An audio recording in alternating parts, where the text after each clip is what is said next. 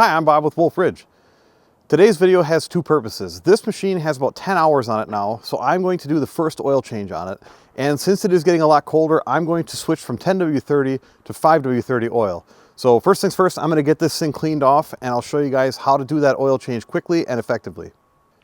First things first, I'm going to take off this engine cover. Now I can't recommend this specific cover yet because I just got this probably a month ago and I'm trying it out. But this is an outboard motor cover. That's what it's designed for.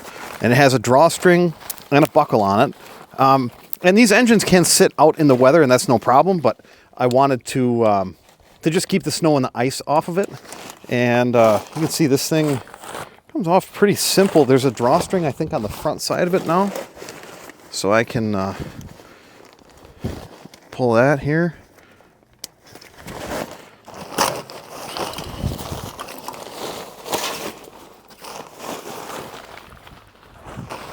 And it kept things looking pretty good.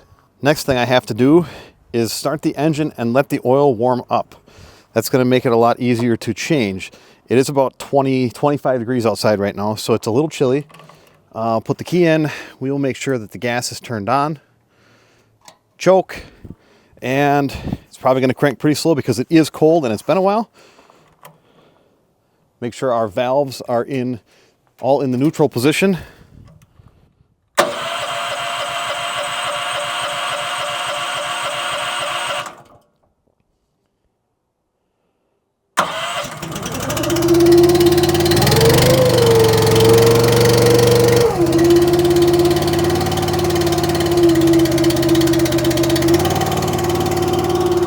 I'm going to let this thing warm up for probably 5 or 10 minutes while I grab the rest of the tools needed for this. Now, I don't need much, but I'll show you what I'm going to use.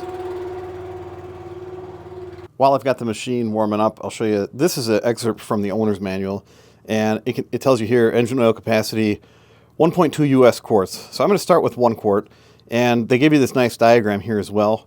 You can see how the engine sump is, and here's the level of the oil that we want. These are really easy to overfill. So what I'm going to do first is after we drain the oil, I'll put 1 quart in it and we'll see where we are at. Now this engine does not have this reduction gear oil, so we don't need to pay attention to that. If it did, then that's this wording here. As you can see on this engine, the dipstick and the oil fill locations are kind of at an extreme angle here, so it's very hard to pour stuff into there. To help me with that, I did go this morning and get this extended funnel, and this funnel was only $3, so it should be well worth the $3 that I spent on it. The factory fill is 10W30. We are going to run 5W30, which will be a little bit easier for that engine on these really cold temperatures in winter. This is kind of an older reference for engine oil in small engines, and you can see that 10W30 has a really good range. Here we are in Fahrenheit, so we're down to like, I don't know, 5 degrees Fahrenheit, all the way past 100 degrees. And 5W30 is typically what you would see in like snowblowers. If you bought, a small single stage or 2-stage snowblower, that would come with 5W30 in it. And then synthetic 5W30 has an even longer range or an even wider range of temperatures. So tools needed for the job, I have this extended funnel that was $3, and then I have 2 open-end wrenches. That has the drains it rubber tube on it with a fitting on the end of it, and we just need 2 half-inch wrenches to break that fitting loose. And then I'm going to use this 40-ounce Subway cup to drain the engine oil into, and I'm going to do my best to not make a mess of this.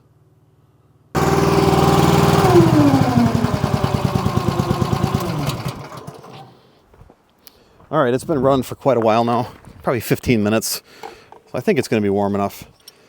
So basically all I have to do now is I'm going to keep this shop rag here just in case, and all I have to do now is there's a top nut and then there's basically the fitting here. So we'll hold that, and if you keep this elevated, you won't lose any oil. Now I will take this cap off completely, and see, I haven't lost any oil yet. Then I'm going to take it down into this cup. Now this cup is a 40-ounce cup, so we should not run out of space in the cup. You can see it's flowing pretty good right now. That's why I had this thing running. If I would have had it running longer, I think it'd be flowing even better going a little faster here, but this is working okay considering the temperature. So we'll let this drain, let it fill up the cup, and we'll put the cap back on. Now once it gets down to a certain point too, I'm going to take the fill cap off in hopes that that will make this go a little faster, and I think it is. So I'm just going to loosen that, leave it sit there.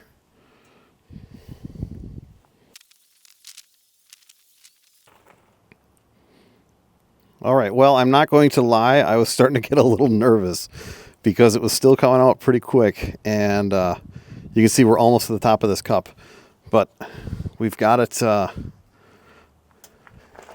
pretty well drained. Now I'm going to tip this hose kind of up and slowly tip it around like that.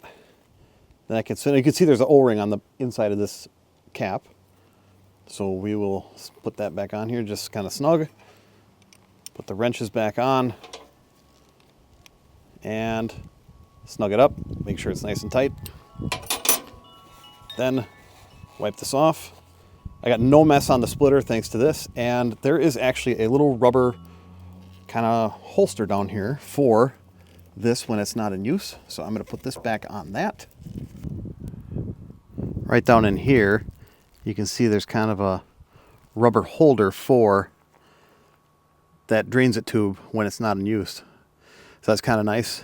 Keeps it out of the way. And now we're going to put the funnel in and fill this thing with oil. So I've got my big funnel, set that there just for the time being.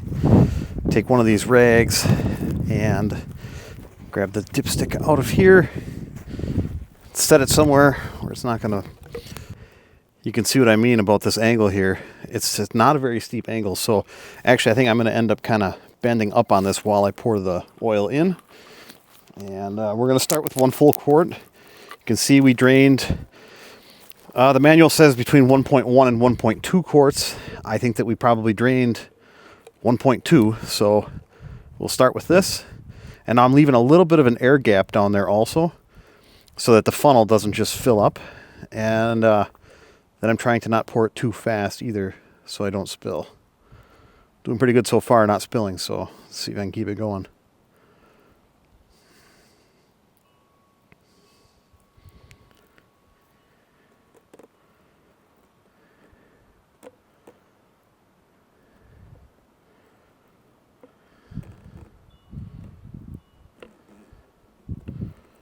Now I kept these quarts of oil in the house, so they would flow a lot better into the engine. As you can see, if I'd have left these outside, they'd have been pouring in there like molasses. So, all right, so we got 1 quart in, and I'm going to take the funnel out for a second. Put a rag on the end of that. Then I'm going to check my oil level with the dipstick. This thing I can probably stuff kind of in there. Yes. Perfect. So again, I only have 1 quart in here so far. So I'll take the dipstick, kind of stick it in there.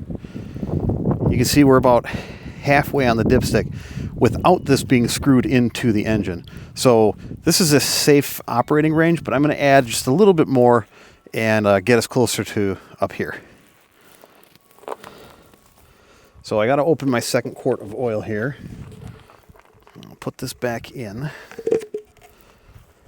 And we've got, 32 ounces in a quart. So I'm probably just going to try to put in 4 ounces. And I think we'll call that good.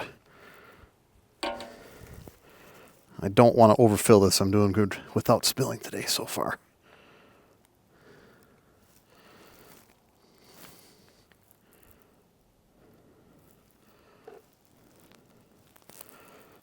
There's a little window on the side of this quart here, so I can see how much we put in. We're just above 28 ounces, so I'm going to call that good. We put in, I think, 3 ounces. Put this cap back on. Take the funnel out once again. Hope that I don't spill any when it comes out here. Oh yeah, we're right at the top ridge where they show in that diagram. And I'm just going to wipe off. I didn't spill much. There's just a couple of drips here. Make sure everything is cleaned up there. Now that we've got the oil filled up, we're going to start this thing back up. Make sure everything runs good, sounds good. So we'll give it a little bit of a choke. Put it in halfway. Choke.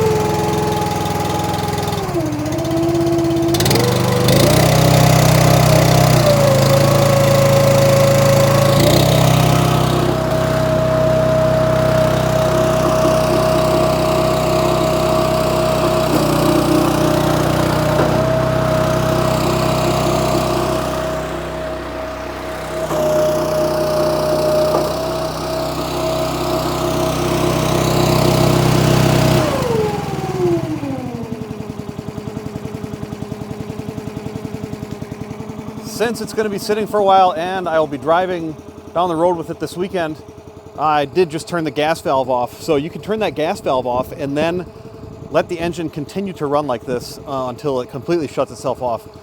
Then turn the key off and take the key out. That way you don't have any gas in the carburetor, and when you're bouncing down the road, you don't have the potential to flood the carburetor, which then can in turn get into the crankcase and dilute your engine oil with gasoline. This machine is now ready for some cold weather splitting. The 10W30 oil probably would be just fine to a certain extent, but I know that 5W30 will help this engine start a little easier and be a little bit easier on the engine as it's first warming up on these really cold days. This machine behind me is our 28HO high output, and basically we have every option on this thing. So we have the alloy wheels, as you see. We have the optional hydraulic oil cooler package. I have the 12-way wedge with it, as well as the 6-way, and we put the optional wedge holder on it. We have the LED floodlight tower on it. We have the sorting table extension on it, and we have the LED taillight option on this thing. So this thing is fully loaded, and this orange is one of our standard colors as well. Just for the purpose of storage, I have the 6-way stacked on top of the 4-way. So this is not an 8-way wedge. It's a question we get asked sometimes when you see it sitting like this. But I wanted to clear that up. This is just the 6-way sitting on top of the 4-way. When I get to wherever we're going to go to start splitting, I'll take this off and set it aside. If you'd like more information on any of the Wolfe Ridge products, including all tech specs, photos, videos, pricing, dealer locator, events, and more, please check out our website, www.wolferidgemfg.com. As always, I want to thank you guys for watching. Thank you for the support. Make sure you subscribe so you don't miss out on what's next at Wolfe Ridge.